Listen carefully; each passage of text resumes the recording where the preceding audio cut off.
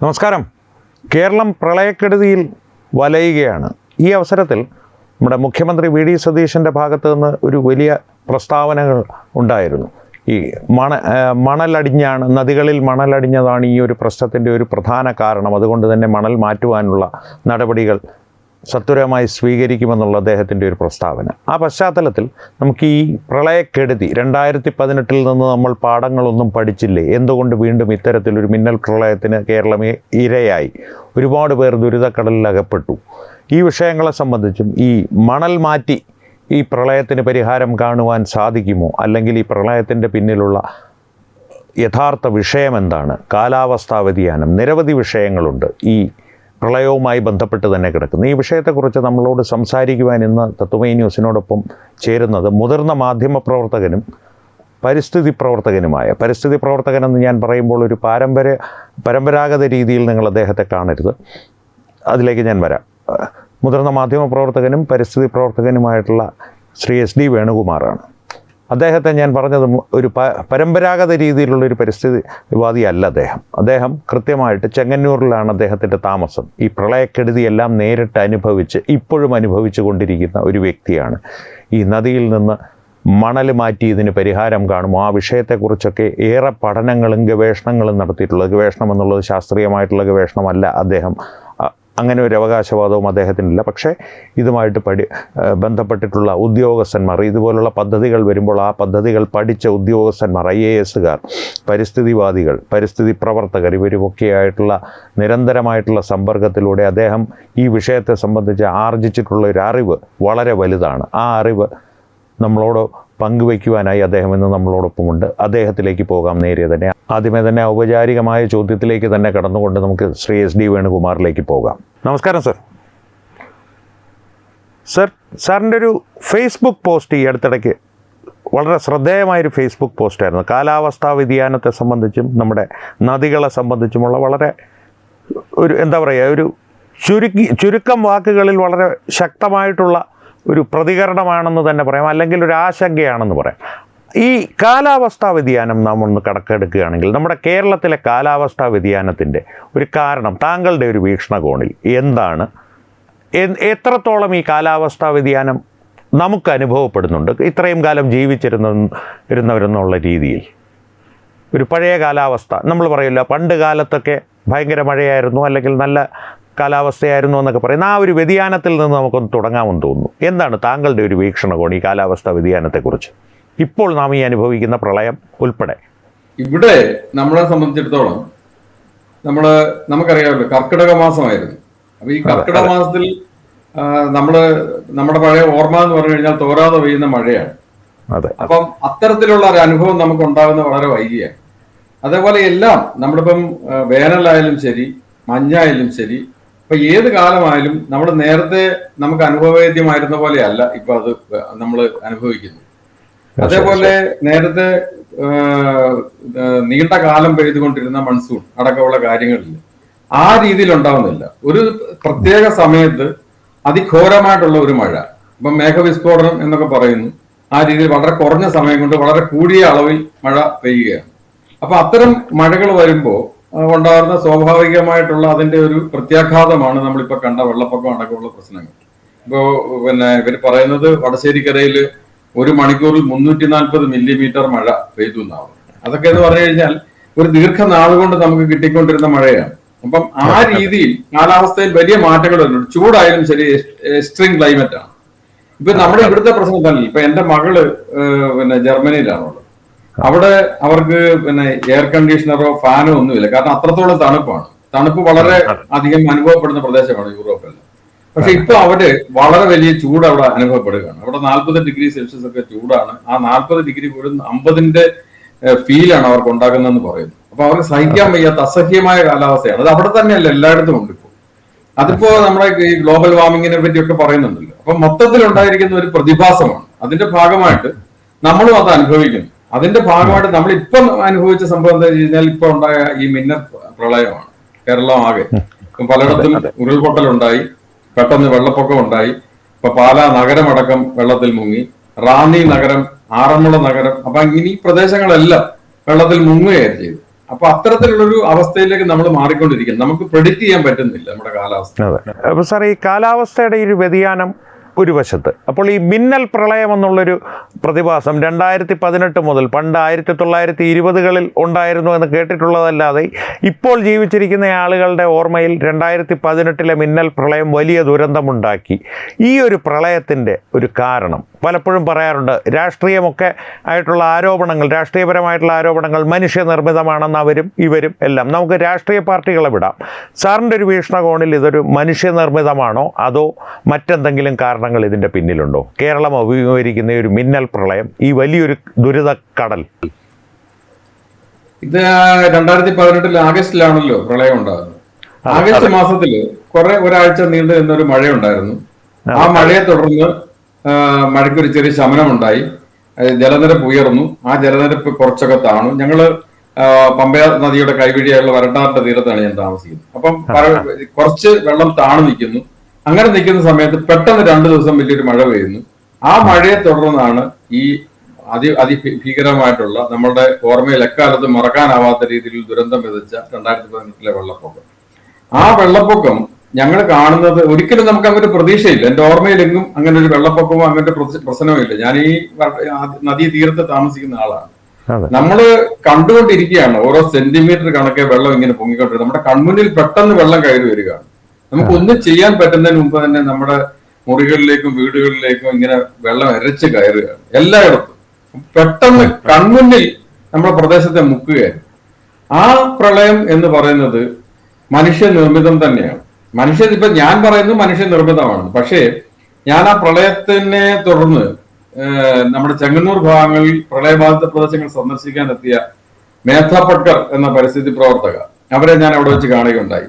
മാതൃഭൂമിയിലെ മാധ്യമ പ്രവർത്തകൻ എന്നുള്ള നിലയിൽ ഞാൻ അവരെ അന്ന് അവിടെ വെച്ച് കണ്ട് സംസാരിച്ചപ്പോൾ അവരോട് ഞാൻ ചോദിച്ചു, ഇതൊരു മാൻമെയ്ഡ് ഡിസാസ്റ്റർ ആണോ എന്ന് ചോദിച്ചപ്പോൾ അവർ പറഞ്ഞു, ഒരിക്കലും അല്ല, ഇത് മാൻമെയ്ഡ് അല്ല, ഇത് ഡാം മെയ്ഡ് ഡിസാസ്റ്റർ ആണ്. ഇത് ഡാമുകളെല്ലാം കൂടെ ഒന്നിച്ച് തുറന്നു. ഡാമിന് ഒരു ഡാം മാനേജ്മെന്റ് ഉണ്ട്. ആ ഡാം മാനേജ്മെന്റ് ശരിയായ രീതിയിൽ നിർവഹിക്കാതെ വന്നതിന്റെ പ്രത്യാഘാതമാണ് ഈ ഉണ്ടായതെന്ന് പറഞ്ഞു. അത് ശരിയാണെന്ന് തന്നെയാണ് ഞാൻ കരുതുന്നത്. കാരണം ഡാമിൽ ശേഖരിക്കുന്ന വെള്ളം വളരെ നിയന്ത്രിതമായി ഇടയ്ക്കിടയ്ക്ക് അത് തുറന്നുവിട്ട് ആ ഡാമിന്റെ കരുത്തിനെ ബാധിക്കാത്ത രീതിയിൽ, ഡാമിന്റെ അപകടാവസ്ഥ ഉണ്ടാവാത്ത രീതിയിൽ അതിനെ പരിപാലിക്കേണ്ടത് ഡാം മാനേജ്മെന്റ് ഭാഗമാണ്. കേരളത്തിൽ അത് ഉണ്ടായില്ല.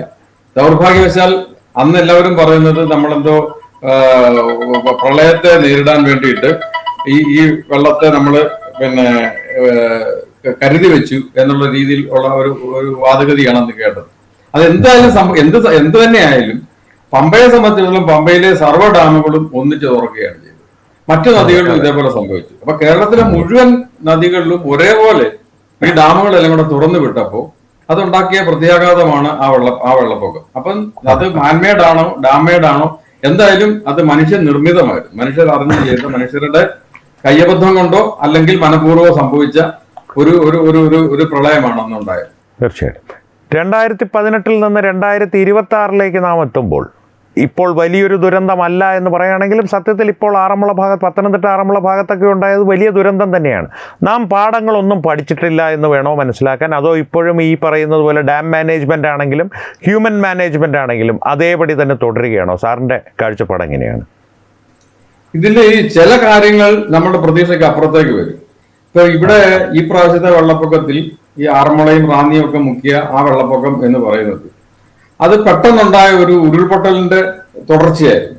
ഇപ്പൊ ഉരുൾപൊട്ടൽ വന്നു കഴിഞ്ഞാൽ പെട്ടെന്ന് ഉണ്ടാകുന്ന വെള്ളപ്പൊക്കം എന്ന് പറഞ്ഞു കഴിഞ്ഞാൽ നമുക്കത് മനുഷ്യനെ കൊണ്ട് തടഞ്ഞു നിർത്തുക അല്ലെങ്കിൽ നിയന്ത്രിക്കാനൊന്നും കഴിയുന്ന കാര്യമല്ല. ആ ഉരുൾപൊട്ടൽ ഉണ്ടാകാനുള്ള സാധ്യതയും നമ്മൾ പഠിച്ചു, അതിന്റെ സാഹചര്യം നമ്മൾ പഠിച്ചു. കാരണം പെട്ടെന്ന് കുറഞ്ഞ സമയത്ത് വലിയ തോതിലുള്ള മഴ പെയ്തു. ആ മഴ പെയ്തതിനെ തുടർന്നാണ് ഉണ്ടായത്. അവിടെ സംഭവിച്ചിരിക്കാൻ ഇടയുള്ള ഒരു കാര്യം എന്ന് പറയുന്നത് അവിടുത്തെ മലഞ്ചെരുവുകളിലെ മരങ്ങൾ ചിലപ്പം ഇല്ലാതാക്കിയതോ അങ്ങനെയുള്ള എന്തെങ്കിലും പ്രശ്നങ്ങളോ ഒക്കെ ആയിരിക്കാം. പക്ഷെ എന്തായാലും അന്നുണ്ടായ വെള്ളപ്പൊക്കം എന്ന് പറയുന്നത് അതാണ്. പിന്നെ ആ വെള്ളം, ഒഴുകി വന്ന വെള്ളം, പ്രത്യേകിച്ചും അപ്പർ കുട്ടനാട് മധ്യ തിരുവിതാംകൂർ ഭാഗത്ത് ഇറങ്ങിപ്പോകാൻ മടിച്ച് ഇവിടെ നിന്നു ഒന്ന് രണ്ട് ദിവസം. അപ്പൊ അതിന്റെ പശ്ചാത്തലം എന്താണ് എന്നുള്ളതിനെ പറ്റി നമ്മൾ അന്വേഷിച്ചപ്പോൾ അന്ന് കിട്ടിയ ഒരു വിവരം, ഞാൻ അന്ന് പ്രസിദ്ധനായിട്ടുള്ള ശാസ്ത്രജ്ഞൻ ഡോക്ടർ KG പത്മകുമാറോട് സംസാരിച്ചപ്പോൾ അദ്ദേഹം പറഞ്ഞത്, ഇപ്പൊ ഹൈ ടൈഡ് ടൈമാണ്, 1.8 മീറ്റർ ആണ് പിന്നെ കടലിന്റെ ഉയരം. അപ്പൊ ആ രീതിയിലേക്ക് കടല് വേലിയേറ്റം മൂലം പൊങ്ങി നിൽക്കുന്ന സമയമായതുകൊണ്ട് കടല് ഈ ചെല്ലുന്ന വെള്ളം വലിക്കാൻ സാധ്യത കുറയും. അപ്പൊ അതിനുള്ള ആ വേഗം കുറയും. അങ്ങനെ വരുമ്പോൾ സ്വാഭാവികമായിട്ടും വെള്ളം ഇവിടെ കെട്ടി നിൽക്കാനുള്ള ഒരു സാധ്യതയുണ്ടെന്ന് പറഞ്ഞു. പിന്നെ മറ്റൊന്ന്, ഇതേ സമയത്ത് തന്നെ നമ്മൾ മണിമലയും പെരുകിക്കൊണ്ടിരിക്കുകയാണ്. മണിമല പെരുകുമ്പോൾ ഉണ്ടാകുന്ന സംഭവം എന്ന് വെച്ചാൽ പമ്പയും മണിമലയും തമ്മിൽ ബന്ധിപ്പിക്കുന്ന നദിയാണ് വരട്ടാറ്. ഈ പമ്പയെക്കാട്ടിൽ ഉപരി മണിമല പെരുകയാണെങ്കിൽ വെള്ളം അവിടെ നിന്ന് ഇങ്ങോട്ട് തള്ളും. ആ തള്ളി വരുന്ന ഉടനെ ഇവിടുന്ന് ഇതിന്റെ ഇടഭാഗങ്ങളിൽ വെള്ളക്കെട്ടുണ്ടാവും. അപ്പൊ ഈ ചെങ്ങന്നൂർ തിരുവല്ല ഭാഗങ്ങളിൽ വെള്ളം ഒഴിഞ്ഞു പോകാൻ തടസ്സമായത് ഒരു കാരണം ഈ മണിമലയുടെ പെരുക്കം കൂടിയാണെന്നും അനുമാനിക്കാം. തീർച്ചയായിട്ടും സാർ, നമ്മുടെ പഴയ കാലത്തേക്കൊക്കെ പോകുമ്പോൾ ഈ മഴ എന്ന് പറയുന്നത് ഇത്ര ഭീകരമായിട്ടുള്ള കുറച്ച് സമയം കൊണ്ട്, സാർ പറഞ്ഞ പോലെ ഒരു മേഘവിസ്ഫോടനമൊക്കെ പോലെ കുറച്ച് സമയം കൊണ്ട് വളരെയധികം മഴ എന്നുള്ളൊരു പ്രതിഭാസം ഇല്ലായിരുന്നെങ്കിൽ പോലും നിന്ന് പെയ്യുന്ന മഴകളുണ്ടായിരുന്നു. പക്ഷേ അപ്പോഴൊക്കെ നല്ല തെളിഞ്ഞ വെള്ളം പാതകളിലൂടെ ഒഴുകുന്നു. പക്ഷേ ആ മഴ കഴിഞ്ഞാൽ ആ വെള്ളം വലിഞ്ഞു പോകുന്ന ഒരു സാഹചര്യം ഉണ്ടായിരുന്നു. ഈ ഒരു സാഹചര്യവും നമ്മുടെ വയലുകളും ഒക്കെയായിട്ട് ബന്ധപ്പെടുത്തിയിട്ട് നമ്മുടെ സ്വകാര്യ സംഭാഷണത്തിൽ സാർ സംസാരിച്ചിട്ടുണ്ട്. പക്ഷേ അതിനെക്കുറിച്ചൊന്ന് കൂടുതൽ വിശദീകരിച്ചാൽ നന്നായിരിക്കുമെന്ന് തോന്നുന്നു. എന്താണ് ഈ ഒരു ആവാസ വ്യവസ്ഥ മാറിയോ, ആ മാറിയത് ഈ വെള്ളം വലിയുന്നതിന്, ഭൂമി വെള്ളം വലിച്ചെടുക്കുന്നതിനെ ബാധിച്ചിട്ടുണ്ട്? താങ്കളുടെ ഒരു വിശകലനം ഒന്ന് അറിഞ്ഞാൽ നന്നായിരുന്നു. അതിൽ എനിക്ക് തോന്നുന്നത് നമ്മളെല്ലാവരും ഉത്തരവാദികളാണ്, നമ്മളെല്ലാം അതിനകത്ത് കുറ്റവാളികളാണ്. കാരണം നമ്മളിപ്പോൾ നോക്കിക്കഴിഞ്ഞു കഴിഞ്ഞാൽ നമ്മളുടെയൊക്കെ വീടുകളുടെ മുറ്റമടക്കം നമ്മൾ ഇന്റർലോക്ക് ചെയ്ത് ടൈലിട്ട് നമ്മൾ ഭദ്രമാക്കി വെച്ചിരിക്കുക. അപ്പൊ ഇത് കാഴ്ചക്ക് ഭംഗിയുണ്ട്, മറ്റേ രീതിയിൽ പിന്നെ പുല്ല് കിളിർക്കാതിരിക്കുകയും മറ്റ് പ്രശ്നങ്ങളൊന്നും ഉണ്ടാകാതിരിക്കുകയും ഒക്കെ ചെയ്യുമെന്നുണ്ടെങ്കിൽ വെള്ളം താണു പോകാൻ ഇത് തടസ്സമാണ്. ഇത് കേരളത്തിലെ നമ്മളിപ്പം വിസ്തീർണം അതിന്റെ നമുക്കൊരു കൃത്യമായ കണക്കൊന്നും ഇല്ലെങ്കിൽ പോലും ഏറെക്കുറെ എല്ലാ ആളുകളും ഇത് പകർത്തിയിരിക്കുക. അപ്പൊ ഇതൊരു പ്രശ്നമാണ്. മറ്റ് ഏറ്റവും വലിയ പ്രശ്നം എന്ന് പറയുന്നത് നമ്മുടെ വയലുകളും തണ്ണീർത്തടങ്ങളും നികന്നു പോയതാണ്. ഇപ്പൊ ഞാൻ ഉദാഹരണമായിട്ട് പറഞ്ഞാൽ എന്റെ വീട് ചെങ്ങന്നൂരാണ്. ഞാൻ ചങ്ങനാശ്ശേരി NSS കോളേജിൽ പഠിച്ചിരുന്നു. അപ്പൊ ആ സമയത്ത് ഞാൻ കോളേജിൽ പോകുന്ന ഒരു 70s എന്താ സ്ഥിതി എന്ന് വെച്ച് കഴിഞ്ഞു കഴിഞ്ഞാൽ, തിരുവല്ലയിലെ മുത്തൂർ കഴിഞ്ഞു കഴിഞ്ഞാൽ പെരുന്ന വരെ ളാപ്പാലം ഇപ്പുറം വരെയുള്ള ഭാഗം കംപ്ലീറ്റ് രണ്ട് സൈഡും വയലുകളായിരുന്നു. ചില സീസണിൽ പോകുമ്പോൾ കൊയ്ത്ത് സമയത്ത് പോയി കഴിഞ്ഞു കഴിഞ്ഞാൽ കറ്റകൾ അടുക്കി ഈ റോഡിന്റെ ഇരുവശങ്ങളിലും വെക്കുക, അവിടെ മെതി നടക്കുക, ഇതെല്ലാം നമ്മുടെ സാധാരണ കാഴ്ചകളായിരുന്നു. ഇപ്പൊ നമ്മൾ അവിടെ നിന്ന് നോക്കുക, ഈ ഭാഗത്ത് എവിടെയെങ്കിലും വയൽ കാണാനുണ്ട്? അവിടെ കംപ്ലീറ്റ് ബഹുനില മന്ദിരങ്ങളായി കഴിഞ്ഞ്, കെട്ടിട സമുച്ചയങ്ങളായി കഴിഞ്ഞു.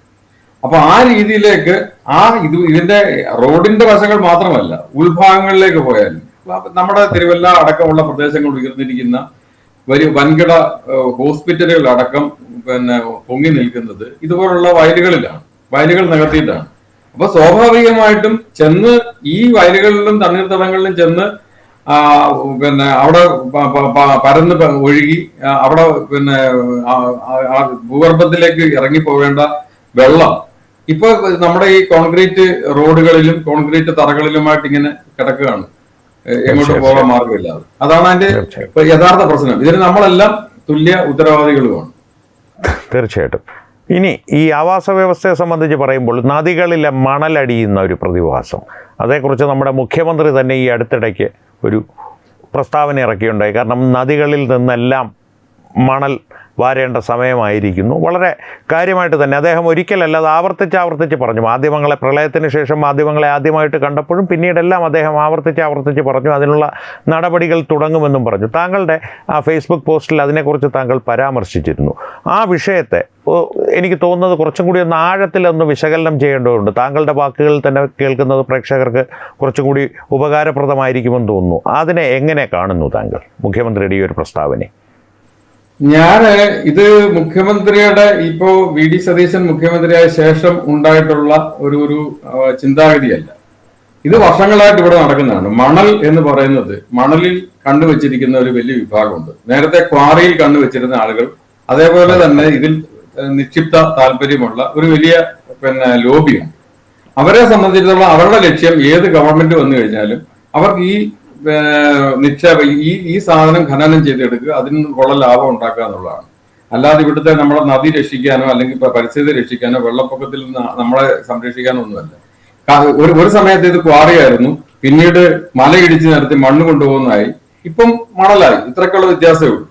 അപ്പം ഇതില് സാധ്യത എന്ന് പറയുന്നത് നേരത്തെ ഈ കഴിഞ്ഞ പിണറായി സർക്കാരിന്റെ സമയത്തും ഉണ്ടായിരുന്നു മണൽ ഖനനം, അനധികൃത മണൽ ഖനനം ഉണ്ടായിരുന്നു, അല്ലാതെ അധികൃതമായിട്ടുള്ള മണൽ ഖനനം ഉണ്ടായിരുന്നു. അപ്പൊ ഇത് ഉണ്ടാക്കുന്ന പ്രത്യാഘാതം എന്ന് പറയുന്നത്, നമ്മുടെ പരിസ്ഥിതിക്ക് ഉണ്ടാക്കുന്ന പ്രത്യാഘാതം എന്ന് പറഞ്ഞാൽ വളരെ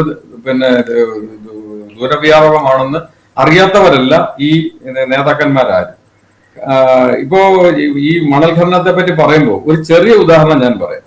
ഇപ്പം വരട്ടാർ എന്ന് പറയുന്നൊരു കൊച്ചു നദി ഞങ്ങളുടെ സമീപത്തോടെ ഒഴുകുന്നുണ്ട്. 13 കിലോമീറ്റർ നീളമുള്ളൂ. ഏതാണ്ട് അത് ഒരു മരണാസന്നമായി കിടന്ന നദിയാണ്. അപ്പൊ വർഷങ്ങളായിട്ട് ഒരു നീരൊഴുക്കൊന്നും ഇല്ലാതെ കയ്യേറ്റം വന്നിട്ട് അതിന്റെ കരകളെല്ലാം തീരപ്രദേശത്തുള്ളവർ കയ്യേറി അതിനെ ഇല്ലാതാക്കിയിരുന്നൊരു നദിയാണ്.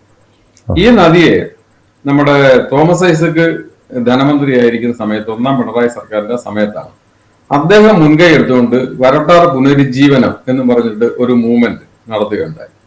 അപ്പൊ ഈ സമയത്ത് അദ്ദേഹം ഞങ്ങളുമായിട്ടൊക്കെ സംസാരിക്കുകയും ഇത് അദ്ദേഹത്തിന്റെ ആ ഉദ്ദേശശുദ്ധി മനസ്സിലാക്കിക്കൊണ്ട് ഇത് നദിയെ സംരക്ഷിക്കാനാണ്, നദിയെ വീണ്ടെടുക്കാനാണെന്നുള്ള ആ ഒരു ഉദ്ദേശശുദ്ധിയെ മനസ്സിലാക്കിക്കൊണ്ട് മീഡിയയുടെ സപ്പോർട്ട് എന്നുള്ള രീതിയിൽ ഞാൻ അടക്കമുള്ള ആളുകളെല്ലാം അദ്ദേഹത്തെ ഇതിന് പിന്തുണയ്ക്കുകയും അദ്ദേഹത്തിന് വാർത്ത സംബന്ധിച്ച് മാത്രമല്ല അല്ലാതെ ഇതിന് മോറലായിട്ടുള്ള സപ്പോർട്ടും ഇവിടുത്തെ പബ്ലിക്കിന്റെ സപ്പോർട്ടും എല്ലാം സമാഹരിച്ച് ഈ ഒരു പദ്ധതി വിജയമാക്കാനായിട്ട് വളരെയധികം സഹായിച്ചവരിൽ ഒരാളാണ് ഞാൻ. അപ്പൊ ഇവിടെ അന്ന് ഈ പ്രദേശത്തുള്ള ആളുകൾ, ഈ കയ്യേറ്റക്കാരെന്ന് പറഞ്ഞിരുന്ന ആളുകളെല്ലാം സ്വമേധയെ അവരുടെ സ്ഥലം വിട്ടുകൊടുക്കുക മാത്രമല്ല, ഈ മണ്ണ് അവിടുന്ന് ഈ നദിയുടെ തീരത്ത് നിന്നുള്ള മണ്ണ് ഇടിച്ച് അവിടെ നദിക്ക് വീതി കൂട്ടുന്നതിന് വേണ്ടിയിട്ട് അവര് ഇതിന് പൈസ അവിടെ കൊടുത്തു, അതിനുള്ള ജോലിക്ക് വേണ്ടിയിട്ട്. അത്രത്തോളം കാര്യങ്ങളൊക്കെ ചെയ്തു. അപ്പൊ അങ്ങനെ ഒരു വലിയ യജ്ഞമായിട്ട് വരട്ടാറിനെ വീതി കൂട്ടി അതിന്റെ ഒരു ഫസ്റ്റ് ഫേസ് അങ്ങനെ തീർന്നു. അപ്പൊ സെക്കൻഡ് ഫേസ് ആയിട്ട് അദ്ദേഹം പറഞ്ഞിരുന്നു ഇതിലെല്ലാം ചെറിയ ചെറിയ ചപ്പാത്തുകളുണ്ട്, അതാണ് ഇതിന്റെ നീരൊഴുക്ക് തടസ്സപ്പെടുത്തുന്നത്. അതുകൊണ്ട് അവിടെയെല്ലാം മഴവിൽ പാലങ്ങൾ ഉണ്ടാക്കും, അടിയിൽ കൂടെ വള്ളങ്ങൾക്ക് പോകാൻ തക്ക രീതിയിൽ മഴവിൽ പാലങ്ങൾ ഉണ്ടാക്കും എന്ന് അദ്ദേഹം പ്രഖ്യാപിച്ചിരുന്നു. അങ്ങനെയൊക്കെ അദ്ദേഹത്തിന്റെ പ്രഖ്യാപനം കഴിഞ്ഞ് അടുത്ത ഗവൺമെന്റ് വന്നപ്പോൾ ഈ മഴവിൽ പാലങ്ങളെല്ലാം പോയി ആ സ്ഥാനത്ത് നേർ പാലങ്ങൾ എന്നുള്ള രീതിയിലേക്ക് അത് മാറി. അപ്പം അതിന്റെ ഉദ്ദേശശുദ്ധിയിൽ പകുതിക്ക് അങ്ങനെ ആ രീതിയിൽ തടസ്സപ്പെട്ടു. അങ്ങനെ വന്നതിന് ശേഷം പിന്നീട് ഉണ്ടായ ഒരു സംഭവം എന്താ വെച്ചാൽ 2018 വെള്ളപ്പൊക്കം വന്നിട്ട് വരട്ടാറിൽ മണലും ചെളിയും മണ്ണും എല്ലാം കൂടെ വന്ന് നിറഞ്ഞിരിക്കുന്നു. അപ്പൊ ഇത് നീക്കം ചെയ്യണം. അപ്പൊ അതിനകത്ത് പ്രധാനമായിട്ട് ഇവർ പറഞ്ഞ ചെളിയും മണ്ണും വന്നത് നീക്കം ചെയ്തിട്ട് നീരൊഴുക്ക് സുഗമമാക്കുന്നു എന്നാണ് പറഞ്ഞത്. അപ്പൊ ആ ഒരു പ്രവർത്തനം ആരംഭിച്ച് ഇങ്ങോട്ട് തുടങ്ങി കഴിഞ്ഞു കഴിഞ്ഞപ്പോൾ നമ്മൾ അതിനെ സർവാത്മന സ്വാഗതം ചെയ്യുകയാണ് ചെയ്തത്. പക്ഷേ സംഭവിച്ചത് മറ്റൊന്നാണ്. ഈ നദിയിലെ ഈ പറഞ്ഞ ചെളിയും മണ്ണും മേൽഭാഗത്തുണ്ടായിരുന്നത് മാറ്റി ആ നദീതീരത്തോട്ട് വാരിയിട്ടിട്ട് അതിലെ മണല് ധാരാളം ഈ പവർഫുൾ ആയിട്ടുള്ള മോട്ടോർ കൊണ്ടുവന്നിട്ട് മണൽ ഊറ്റിയെടുത്ത് യാർഡിലേക്ക് കൊണ്ടുവന്ന കാഴ്ചയാണ് നമ്മൾ കണ്ടത്. അതിന്റെ ഏറ്റവും ബീഭത്സമായ ഒരു മുഖം ഞങ്ങൾ കണ്ടത് ഇടനാട്ടിലാണ്, ചെങ്ങന്നൂരിനടുത്തുള്ള ഇടനാട്. ചെങ്ങന്നൂർ മുനിസിപ്പൽ പ്രദേശത്തിന്റെ ഭാഗമാണ്. അന്ന് അവിടുത്തെ കൗൺസിലർ ശ്രീ മനീഷ് കുമാർ അദ്ദേഹം അതിനെ ശക്തമായി അവിടെ എതിർക്കുകയും പ്രതിരോധിക്കുകയും ഒക്കെ ചെയ്തെങ്കിലും ഈ മണൽ ലോബി അതിനെല്ലാം അതിജീവിച്ചുകൊണ്ട് അവിടുന്ന് ഈ മണല് കൊണ്ടുപോവുകയും ഈ നദിയുടെ രൂപം തന്നെ വികൃതമാക്കുകയും ചെയ്തു. അപ്പം നമ്മളിപ്പോ ചെന്നാലും അത് കാണാൻ കഴിയും. അദ്ദേഹം ഇപ്പം ചെങ്ങന്നൂരിലെ മുനിസിപ്പൽ ചെയർമാനാണ് കോൺഗ്രസിന്റെ. അപ്പൊ അദ്ദേഹത്തിന്റെ മുഖ്യമന്ത്രിയാണ് ഇപ്പൊ ഈ മണലെടുപ്പിനെ പറ്റി പറഞ്ഞിരിക്കുന്നത്. ആ മുഖ്യമന്ത്രി ഈ ചെയർമാനോട് ചോദിച്ചു കഴിഞ്ഞാൽ ഇത് ഏത് രീതിയിലാണ് ഇതിന്റെ മണൽക്കൊള്ള നടന്നിരുന്നത് എന്ന് പറയും. പറഞ്ഞിരിക്കുന്നത് എന്താണ്, വളരെ പരിമിതമായ രീതിയിൽ ചെളിയും മണ്ണും നീക്കം ചെയ്യാനെന്ന് പറഞ്ഞു വന്ന ആ മണലെടുപ്പ് വൻ രീതിയിൽ ഒരു മണൽക്കൊള്ളയായിട്ട് മാറി. അത് അവിടെ കൊണ്ട് നിൽക്കുമല്ല, ഈ നദിയിൽ മുഴുവൻ എടുക്കാനായിട്ടുള്ള നീക്കമായിരുന്നു. കുറച്ച് കഴിഞ്ഞ് ഇവിടോട്ട് വന്ന് ഞങ്ങളുടെ ഭാഗത്തും ഇത് വൻ രീതിയിൽ വലിയ ആഴത്തിൽ മണലെടുക്കുന്ന വേണ്ടി ഞങ്ങൾ അതിനെ തടസ്സപ്പെടുത്താൻ ചെന്നപ്പോൾ ആലപ്പുഴ ജില്ലാ കളക്ടറെ ഞങ്ങൾ നേരിൽ കണ്ട് ഇതിന്റെ പരാതി പറഞ്ഞപ്പോൾ അദ്ദേഹം പറഞ്ഞു, ഇവിടെ ഈ മണൽ ടെൻഡർ പിടിച്ച കോൺട്രാക്ടർ ഇന്ന് ജീവിച്ചിരിപ്പില്ല, അദ്ദേഹം മരിച്ചുപോയി. അതോടെ ഇത് അനധികൃതമായിട്ടാണ് ഇപ്പൊ ആരെങ്കിലും എടുക്കുന്നുണ്ടെങ്കിൽ എടുക്കുന്നതെന്ന് പറഞ്ഞു. അപ്പൊ ഞങ്ങൾ കണ്ടത് എന്താണ്, അനധികൃതമായിട്ടുള്ള മണൽക്കടത്താണ്. അതിന് ഒത്താശ ചെയ്ത ആരാണെന്ന് ഇറിഗേഷൻ വകുപ്പ്, ഇറിഗേഷനിലെ എഞ്ചിനീയർമാർ വന്ന് ഇന്ന് സഹായിച്ചുകൊണ്ടാണ് ഇവരെ കൊണ്ട് ഈ മണൽ എടുപ്പിച്ചുകൊണ്ടിരുന്നത്. അപ്പം ഈ ഒരു കൊച്ചു നദിയിൽ 13 കിലോമീറ്റർ വരുന്ന നദിയിൽ ഈ രീതിയിൽ ഒരു മണൽ കൊള്ളയ്ക്ക് ആസൂത്രിതമായി ഉദ്യോഗസ്ഥന്മാരും കരാറുകാരും രാഷ്ട്രീയക്കാരും കൂടെ ചേർന്നിട്ട് പദ്ധതി തയ്യാറാക്കിയിട്ടുണ്ടെങ്കിൽ കേരളത്തിലെ മുഴുവൻ നദിയിലെ മണൽ എടുത്തെങ്കിലേ ഇവിടുത്തെ വെള്ളപ്പൊക്കം നിലയ്ക്കൂ എന്ന് മുഖ്യമന്ത്രി പറഞ്ഞാൽ അത് നമുക്ക് വെള്ളം തൊടാതെ വിഴുങ്ങാൻ പറ്റത്തില്ല. അതിന്റെ പിന്നിലെ ലക്ഷ്യം നമുക്ക് മനസ്സിലാവും. ഇപ്പൊ എന്റെ സംശയം, കേരളത്തിൽ സാമ്പത്തിക പ്രതിസന്ധിയെ പറ്റി അദ്ദേഹം പറയാറുണ്ട്, സാമ്പത്തിക പ്രതിസന്ധി ഉണ്ട്. ആ സാമ്പത്തിക പ്രതിസന്ധി പരിഹരിക്കാൻ നമ്മുടെ മണ്ണും മണലും എല്ലാം വിറ്റിട്ട് അത് മുഴുവൻ ഇല്ലാതാക്കിയിട്ട് ഒരു വൻ രീതിയിൽ ഈ രീതിയിൽ ഒരു കച്ചവടത്തിന് അദ്ദേഹം കോപ്പ് കൂട്ടുകയാണോ എന്നുള്ളതാണ് എന്റെ ബലമായ സംശയം. ഇത് പോവുകയാണെങ്കിൽ വലിയൊരു ദുരന്തത്തിലേക്കാണ് നമ്മുടെ കേരളം പോകുന്നത്. തീർച്ചയായിട്ടും ഈ നദികളുടെ രൂപം മാറുക എന്ന് പറയുന്നത് ഇതുപോലെ വികൃതമാവുകയാണെങ്കിൽ ഇപ്പോൾ കണ്ടതൊന്നും ആയിരിക്കില്ല ഒരുപക്ഷെ ഇനി വരാനിരിക്കുന്നത്, അല്ലേ? അല്ല, അതാണ് കാരണം. ഇതിനകത്ത് ഇപ്പൊ ഞാനിപ്പോ മണൽ വാരുന്നതിന് അന്ധമായി എതിർക്കുക എന്നുള്ളതല്ല. ഇത് പരിമിതമായ രീതിയിൽ ആണെന്നുണ്ടെങ്കിൽ അതിന് ഞാൻ എതിരല്ല. പക്ഷേ ഇവിടെ നടക്കുന്നത് ഒരിക്കലും നമ്മളിപ്പം ക്വാറിയുടെ ഖനനം നമ്മൾ കണ്ടിട്ടുണ്ട്, മണ്ണെടുക്കുന്നത് നമ്മൾ കണ്ടിട്ടുണ്ട്.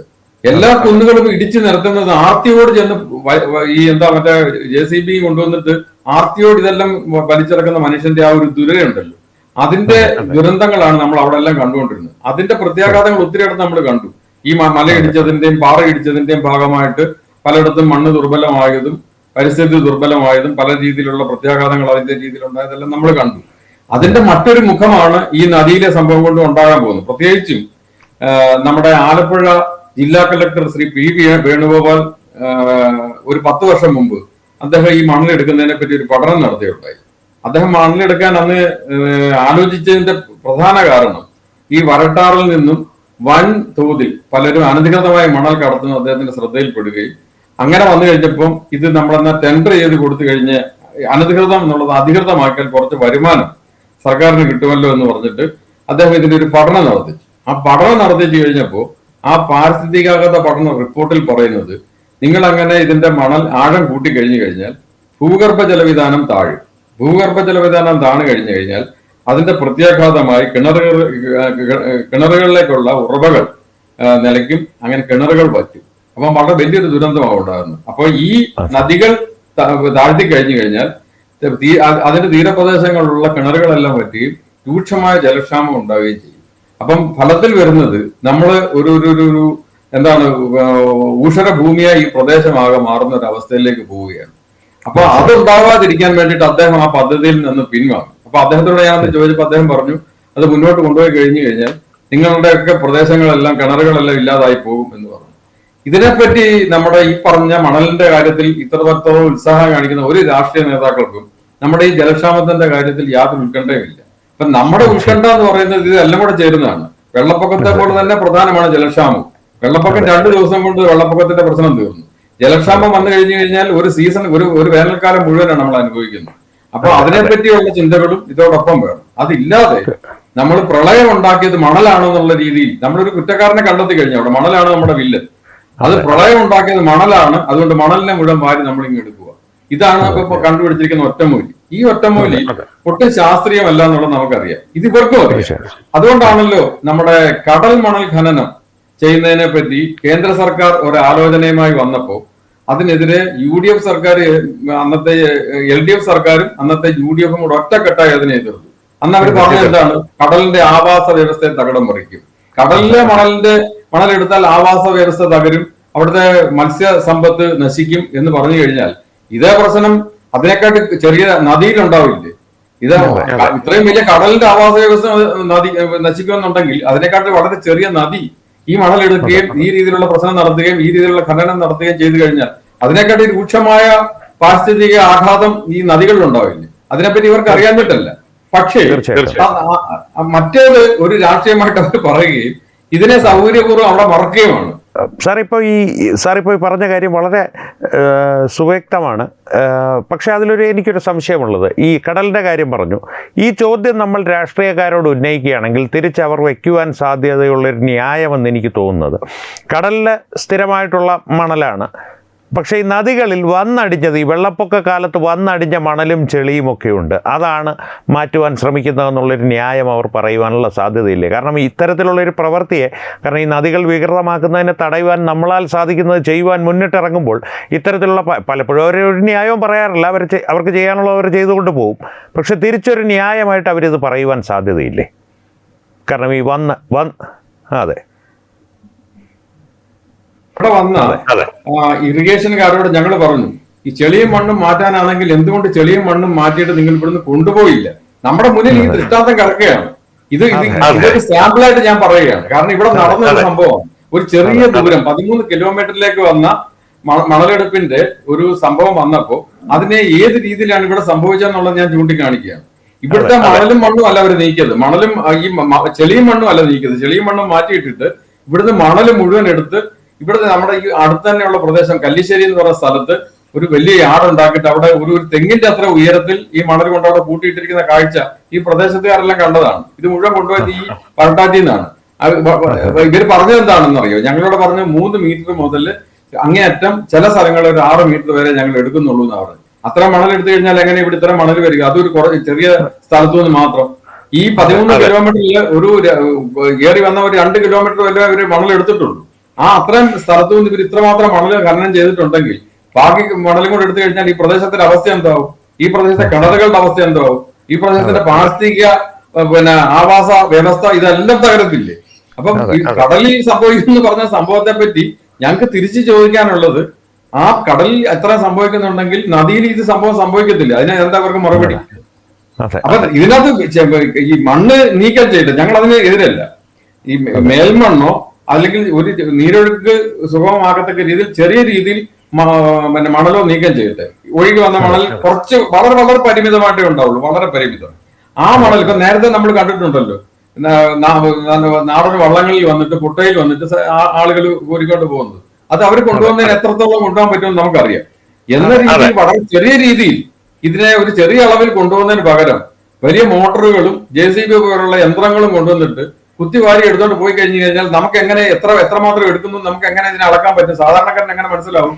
ഇവർ 6 മീറ്റർ പറഞ്ഞ് ഇവർ പറയുന്ന കണക്കാണ്. നമുക്ക് എങ്ങനെ ഒരു ലേമൻ എങ്ങനെ മനസ്സിലാവും 6 മീറ്റർ അടിച്ചിരിക്കുന്നത്? വെള്ളത്തിനടിയിലത്തെ മണലിന്റെ കണക്കുമല്ല നമ്മുടെ കയ്യിലുണ്ട്. അപ്പം ഈ രീതിയിൽ ആളുകളുടെ അടുക്കൽ അവരുടെ കണ്ണിൽ പൊടി വാരിയിട്ടിട്ട് ഈ രീതിയിലുള്ള തട്ടിപ്പ് നടത്താനായിട്ട് ഉദ്യോഗസ്ഥരും കരാറുകാരും ചേർന്നുള്ള ഒരു വലിയ പരിശ്രമം നടക്കുമെന്നുള്ള കാര്യം വ്യക്തമാണ്. അതിനെ ഏത് രീതിയിൽ തടയാൻ പറ്റും എന്നുള്ളതാണ് നമുക്ക് കാണേണ്ട വിഷയം.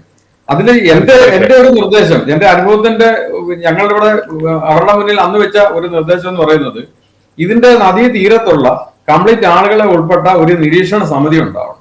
അവരുടെ മേൽനോട്ടത്തിൽ മാത്രം, അവരുടെ മോണിറ്ററിംഗിൽ മാത്രമേ ഈ സംഭവം നടക്കാൻ പാടുള്ളൂ. കാരണം അല്ലെന്നുണ്ടെങ്കിൽ ഇതിന്റെ ദുരന്തം അനുഭവിക്കുന്ന ആ പ്രദേശത്തുള്ളവരാ. എവിടെ നിന്നോ വന്ന കരാറുകാരനും എവിടെ നിന്നോ വന്നിട്ടുള്ള ഈ ഉദ്യോഗസ്ഥരും ഈ കാര്യത്തിൽ അവർക്ക് യാതൊരു ആശങ്കയില്ല. അവരെ സംബന്ധിച്ചുള്ള അവർക്ക് ഇതിനകത്തു നിന്നുള്ള ലാഭക്കണ്ണ് മാത്രമാണ് അവർ നോക്കുന്നത്, ലാഭം മാത്രമാണ്. അപ്പം ആ ലാഭേച്ഛയോട് കൂടി നടത്തുന്ന ഈ ഒരു പദ്ധതിയെ നമ്മൾ ആ പ്രദേശത്തിന്റെ ഓരോ സ്ഥലത്തെയും പ്രദേശവാസികൾക്കാണ് ഇതിന്റെ ദുരന്തം അനുഭവിക്കാൻ പോകുന്നത്. അവരുടെ കൃത്യമായ മേൽനോട്ടത്തിൽ ഉള്ള ഒരു സമിതി വന്നിട്ട് എന്തുമാത്രം മണൽ നീക്കം ചെയ്യാൻ പറ്റും എന്നുള്ളതിനെ പറ്റി ഒരു ശാസ്ത്രീയ പഠനം നടത്തിയിട്ട് അതിന്റെ വെളിച്ചത്തിൽ മാത്രമേ ഇത് ചെയ്യാൻ പാടുള്ളൂ എന്നാണ് ഞാൻ പറയുന്നത്. കാരണം അല്ലെന്നുണ്ടെങ്കിൽ ഈ റിവർ ബെഡിലെ മണൽ പോയി കഴിഞ്ഞു കഴിഞ്ഞാൽ ഈ മണലാണ് അരിച്ച് വെള്ളം താഴെ ഭൂഗർഭത്തിലേക്ക് കൊടുക്കുന്നത്. ആ ഒരു പ്രക്രിയ തന്നെ ഇല്ലാതാവും. അപ്പൊ ഭൂഗർഭത്തിലെ ജലവിധാനം തന്നെ ഇല്ലാതായി. തീർച്ചയായിട്ടും സാർ, ഈ മണലിൻ്റെ കാര്യത്തിൽ അങ്ങനെ ഒരു ആശങ്ക നിലനിൽക്കുന്നു. ഇപ്പോൾ ഈ വെള്ളം താഴാത്ത ഇൻ്റർലോക്കിംഗ് ടൈൽസും പാടശേഖരങ്ങളുമെല്ലാം, പാടശേഖരങ്ങൾ ഞാൻ മനസ്സിലാക്കുന്നത് ശരിയാണെങ്കിൽ കേരളത്തിൽ വളരെ ഗണ്യമായി കുറഞ്ഞിട്ടുണ്ട്, ഇപ്പോഴും കുറഞ്ഞുകൊണ്ടിരിക്കുകയാണ്. അതിന് താങ്കളുടെ ഒരു അനുഭവത്തിൽ നിന്ന് എന്തെങ്കിലും ഒരു പരിഹാരമുണ്ടോ? നമുക്ക് പഴയ പോയ പാടശേഖരങ്ങളെല്ലാം തിരിച്ചു പിടിക്കണമെന്നുള്ളൊരാശയമല്ല ഞാൻ പറയുന്നത്. എന്തെങ്കിലും ഒരു പരിഹാരം താങ്കളുടെ മനസ്സിലുണ്ടോ, അല്ലെങ്കിൽ താങ്കളുടെ അനുഭവത്തിൽ നിന്ന് കണ്ടെത്തുവാൻ സാധിച്ചിട്ടുണ്ടോ? ഇതിനകത്തിപ്പോ നമ്മള് ഒരു 5 പതിറ്റാണ്ട് മുമ്പിലത്തെ കണക്ക് പറയുകയാണെങ്കിൽ ഏതാണ്ട് 8 ലക്ഷം ഹെക്ടർ പാടശേഖരങ്ങൾ, വയലുകൾ നമ്മുടെ കേരളത്തിൽ ഉണ്ടായിരുന്നു എന്നാണ് പറയുന്നത്. ഇപ്പൊ അത് വന്ന് 2 ലക്ഷം ഹെക്ടർ താഴെയായിട്ട് ചുരുങ്ങി. അപ്പം നമുക്കത് എന്തുമാത്രം ശോഷിച്ചു എന്നുള്ളത് നമുക്ക് മനസ്സിലാവും. ഈ ശോഷിച്ച ആ വയലേലകൾ കംപ്ലീറ്റ് ഇപ്പോൾ കെട്ടിടങ്ങളും മറ്റു സംഭവങ്ങളും ഒക്കെ മാറി. അതിനെയൊന്നും നമുക്ക് മറ്റു രീതിയിൽ പൂർവ്വസ്ഥിതിയിലേക്ക് ഒന്ന് കൊണ്ടുവരിക എന്ന് പറയുന്നത് പ്രായോഗികമല്ല. ഇതിനകത്ത് ഉണ്ടായിക്കൊണ്ടിരുന്ന ഒരു പ്രധാന പ്രശ്നം എന്ന് പറയുന്നത് വയൽ എന്ന് പറയുന്നത് ഇവിടെ പാഴ്നിലമായി പോയി. അതാണ് ഇതിനകത്ത് പ്രധാന പ്രശ്നം. നമ്മൾ നേരത്തെ വയൽ എന്ന് പറയുന്നത് നമ്മൾ കൃഷി ചെയ്തുകൊണ്ടിരുന്ന സ്ഥലമാണ്. കാലക്രമേണ കൃഷി ലാഭകരമല്ലാതായി എന്നുള്ളതാണ് ഇവിടുത്തെ പ്രശ്നം. കൃഷി ലാഭകരമല്ലാതായി കഴിഞ്ഞപ്പോൾ കർഷകന് സപ്പോർട്ട് ഗവൺമെന്റിന്റെ ഭാഗത്തുനിന്ന് ഉണ്ടായില്ല. കർഷകനെ ഒരു ജന്മി എന്നുള്ള രീതി കണ്ടുകൊണ്ട് കർഷകർ ആ ജന്മിത്വത്തിനെതിരായ പോരാട്ടങ്ങളാണ് കൃഷി നിലങ്ങളിൽ നടക്കുന്നത് എന്നുള്ള ഒരു രീതിയിലേക്ക് അത് ശരിക്കും ഒരു കമ്മ്യൂണിസ്റ്റ് ആശയത്തിന്റെ ഫലമായിട്ടുണ്ടായതാണ്. അപ്പം 1 ഏക്കർ സ്ഥലമുള്ളവനും 2 ഏക്കർ സ്ഥലമുള്ളവനെയും വലിയ ജന്മിയാക്കിയിട്ടും അവനെ അവന്റെ അടുക്കൽ പോരാട്ടങ്ങളുമായിട്ട് കർഷക തൊഴിലാളികളെ ഇളക്കി വിടുകയും ഒക്കെ ചെയ്ത് ആ ഒരു പ്രശ്നം രാഷ്ട്രീയവൽക്കരിച്ച് വന്നു കഴിഞ്ഞപ്പോഴത്തേക്ക് പലരും എന്ത് ചെയ്തു? കൃഷി ഉപേക്ഷിച്ചു. കാരണം ലാഭകരമല്ല കൃഷി. ഈ കൃഷി ലാഭകരമല്ലാതെ വന്നപ്പോ ആ സ്ഥലം എങ്ങനെ ആദായകരമാക്കാം എന്നുള്ള ചിന്തയിൽ ചിലര് അവരുടെ സ്ഥലങ്ങള് ഇഷ്ടികക്കളങ്ങളാക്കി മാറ്റി, ചിലര് അവിടെ നികത്തിയിട്ട് മറ്റ് കെട്ടിടങ്ങൾ ഉണ്ടാക്കി ആ രീതിയിലേക്ക് പോയി. അപ്പൊ ഇങ്ങനെ വന്നപ്പോൾ സ്വാഭാവികമായിട്ട് നമ്മുടെ ഇവിടുത്തെ കൃഷി ഇല്ലാതായി. കൃഷി ഇല്ലാതായി കഴിയുമ്പോൾ പാഴ്നിലമായി കിടക്കുന്ന സ്ഥലമാണ്. അവിടെ പല രീതിയിലുള്ള കയ്യേറ്റങ്ങളും മറ്റു കാര്യങ്ങളും എല്ലാം വന്നു. അപ്പൊ നമ്മുടെ ഇതിന്റെ വിസ്തൃതി വളരെ ചുരുങ്ങി. അപ്പൊ ആ ചുരുങ്ങിയതിനെ നമുക്ക് തിരിച്ചു കൊണ്ടുവരണമെങ്കിൽ നിലവിലുള്ള കൃഷിയിടങ്ങളെങ്കിലും ഇപ്പോഴും കൃഷിയിടങ്ങൾ പലയിടത്തും പാഴ്നിലമായി കിടക്കുകയാണ്, പാഴായി കിടക്കുകയാണ്. അപ്പൊ അങ്ങനെ കിടക്കുന്ന ചതുപ്പ് പ്രദേശങ്ങളെങ്കിലും കൃഷിക്ക് ഉപയുക്തമാക്കി എടുക്കാൻ സർക്കാർ പ്രയോറിറ്റി കൊടുത്ത് അതിന് എന്തെങ്കിലും സബ്സിഡികളോ മറ്റു കാര്യങ്ങളോ കൊടുത്ത് അവരെ പ്രേരിപ്പിച്ച് കൃഷിയിലേക്ക് മടക്കിക്കൊണ്ടുവരിക എന്നുള്ളതാണ് നിലവിലുള്ള സ്ഥലമെങ്കിലും നമുക്ക് നിലനിർത്താനുള്ള ഒരു വഴി എന്ന് ഞാൻ കാണുന്നത്. അല്ലെന്നുണ്ടെങ്കിൽ ഈ പാഴായി കിടക്കുന്ന സ്ഥലങ്ങൾ കുറച്ച് കഴിയുമ്പോൾ ഇത് പാഴ്നിലമാണ്, ഇതിങ്ങനെ കിടക്കുന്ന എന്തിനാണെന്ന് പറഞ്ഞിട്ട് അവിടെ വേറെ പ്രോജക്റ്റുമായിട്ട് ആളുകൾ വരും. നമുക്കിപ്പോ കാണുന്നുണ്ട് ആറന്മുളയിൽ അവിടെ കിടക്കുന്ന പാഴ്നിലം കിടക്കുകയാണ്. ഇതെന്തിനാ ഇവിടെ ഇട്ടിരിക്കുന്നത്? നമുക്കവിടെ വിമാനത്താവളം വന്നു കഴിഞ്ഞാൽ വൻ ലാഭം ഉണ്ടാക്കാം, നിങ്ങൾക്ക് സ്ഥലത്തിന് വൻ വില കിട്ടും എന്ന് പറഞ്ഞ് പ്രലോഭനങ്ങളുമായിട്ട് വരികയാണ്. സ്വാഭാവികമായിട്ടും അവിടെ നിൽക്കുന്ന സാധാരണക്കാരൻ അതിന് വിലയില്ലാത്തൊരു ഭൂമിക്ക് വിമാനത്താവളം വന്നാൽ വലിയ വില കിട്ടുമെന്ന് കഴിഞ്ഞാൽ ഇവൻ അന്ധമായിട്ട് അതിന്റെ പുറകെ പോകും. ആ രീതിയിലുള്ള പ്രലോഭനങ്ങളാണ് എവിടെയും നടന്നുകൊണ്ടിരിക്കുന്നത്. അപ്പം വേണ്ടത് എന്താ വെച്ച് കഴിഞ്ഞാൽ നമ്മുടെ നിലവിലുള്ള ഇതിന്റെ ആവാസ വ്യവസ്ഥയും ഇതിന്റെ പാരിസ്ഥിതിക ഘടനയും നിലനിർത്തുക എന്നുള്ളതാണ്. അത് നിലനിർത്തിയിട്ടില്ലെങ്കിൽ നമ്മുടെ പ്രദേശം തന്നെ ഇല്ലാതായി പോകും.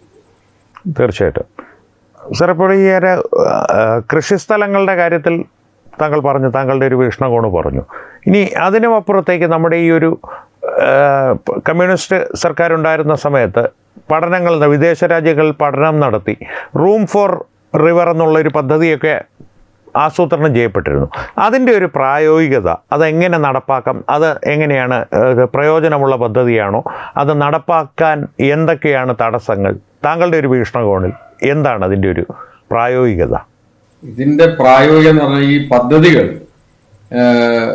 കൊണ്ടുവരികയും ആസൂത്രണം ചെയ്യുന്നതിനപ്പുറം ഇതിന്റെ ഒരു ഉദ്ദേശശുദ്ധിയാണ് ഇതിനകത്ത് പ്രധാനം. ഇപ്പൊ നമുക്കറിയാമല്ലോ ഇവിടെ കാലാകാലങ്ങളിലുണ്ടായത് പ്രശ്നങ്ങൾ, ഈ പലപ്പോഴും കൃഷി നേരിട്ട പ്രതിസന്ധി എന്ന് പറയുന്നത് കമ്മ്യൂണിസ്റ്റ് ആശയങ്ങൾ ഈ കൃഷിയിടങ്ങളിൽ കൊണ്ട് എക്സിക്യൂട്ട് ചെയ്യാൻ നടത്തിയിട്ടുള്ള ചില പ്രവർത്തനങ്ങളാണ്, അതിന്റെ പ്രത്യാഘാതങ്ങളാണ്.